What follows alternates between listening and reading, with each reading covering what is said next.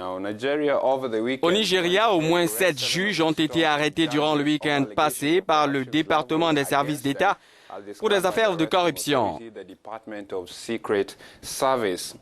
D'après le quotidien de Vanguard, ces juges ont depuis lors été libérés. Une source des services secrets nigérians a d'ailleurs affirmé qu'ils avaient été libérés sous caution.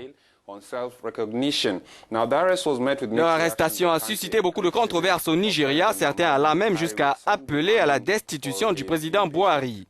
Oui, et hier, le juge en chef Mahmoud Mohamed a dénoncé ces arrestations qu'il juge profondément regrettables. Et puis les opérations menées par cette police secrète du Nigeria ont été sévèrement condamnées également par le barreau et les militants des droits de l'homme dans le pays. Aboubacar Mahmoud, le représentant du corps des avocats nigérians, a par exemple dénoncé des raids dont le style rappelle la Gestapo lors d'une conférence tenue ce dimanche. Nous allons justement en parler ce matin avec un avocat, Osigwe Ahmed Momo, qui se trouve dans la capitale nigériane, Abuja. Monsieur Momo, bonjour et merci d'avoir accepté notre invitation.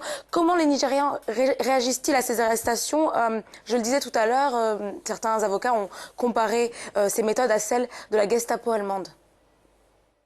À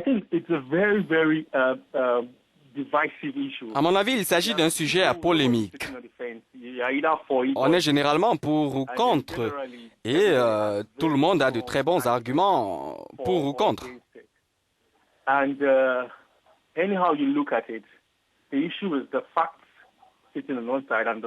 De toute façon, vous avez d'un côté le droit et de l'autre les faits. Lorsque vous associez le fait au droit, vous vous demandez finalement si le gouvernement a bien agi. C'est une question de légalité et de régularité. Peut-être est-ce une action pertinente, mais est-ce légal?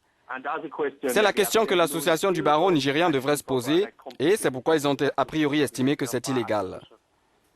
Que peut-on dire exactement de la corruption au sein du système judiciaire? Est-elle vraiment répandue à l'heure actuelle?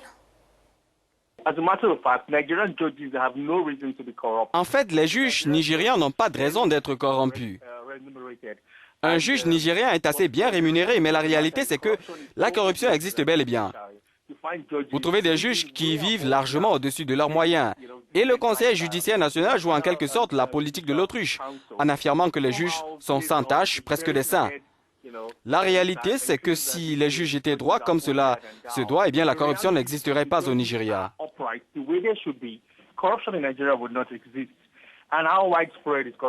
Et l'étendue de la corruption dans notre pays est en fait à l'origine des difficultés économiques du pays. Il n'y a absolument pas de secteur, y compris dans les églises, où vous ne trouvez pas de corruption au Nigeria. Alors ces juges ont été libérés sous caution.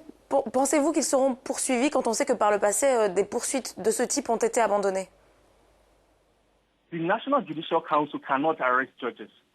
Conseil judiciaire national ne peut pas arrêter les juges, mais il peut les renvoyer ou les faire poursuivre par l'État.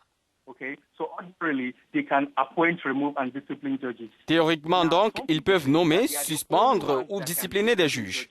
Maintenant, certaines personnes pensent qu'ils sont les seuls à pouvoir discipliner les juges. Cependant, puisque les juges n'ont pas d'immunité absolue, partout où un juge commet une erreur, rien n'empêche le gouvernement d'intervenir, d'arrêter ou de poursuivre un juge parce que un juge est avant tout un citoyen du Nigeria et n'est couvert par aucune clause d'immunité. Ce qui est donc arrivé, c'est qu'au fil des ans, le Conseil judiciaire national n'a pas fait grand-chose pour sanctionner les juges. Maintenant, le gouvernement est obligé de prendre des mesures fortes. Arrêter ces juges redorerait un peu son image. Mais je voudrais également dire qu'ils ont été arrêtés à 1 heure du matin, ce qui est très inquiétant. Et puis il y a la manière dont ils ont été arrêtés. C'était pour le moins barbare, à défaut de trouver un autre terme pour le décrire. Mais l'action elle-même n'était pas illégale. De toute façon, je pense que le message a été envoyé. Encore une fois, Buhari peut arrêter un juge, mais ne peut pas le condamner.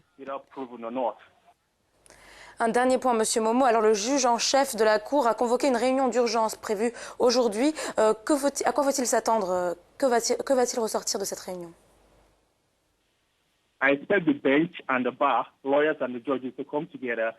Je m'attends à ce que la magistrature et le barreau composé d'avocats et de juges se rassemblent et essaient de faire bloc contre le gouvernement Buhari, en particulier si le cas de ces juges n'est pas réglé dans les délais. J'ai entendu dire qu'il n'y a pas suffisamment de preuves contre bon nombre d'entre eux. Et je pense que c'est tout à fait regrettable parce qu'au Nigeria, quand vous arrêtez quelqu'un, vous avez un délai maximal de 48 heures pour l'inculper. Et le gouvernement Buhari, en quelque sorte, n'a pas vraiment respecté cette règle de droit. Si les juges ne sont pas inculpés, on devrait s'attendre à une manifestation. On devrait s'attendre à une grève à un certain moment. Voilà, c'était Osigwe Ahmad Momo, il est analyste à Abuja. Il revenait sur ce qui se passe, donc ces arrestations et puis ces libérations conséquentes au niveau.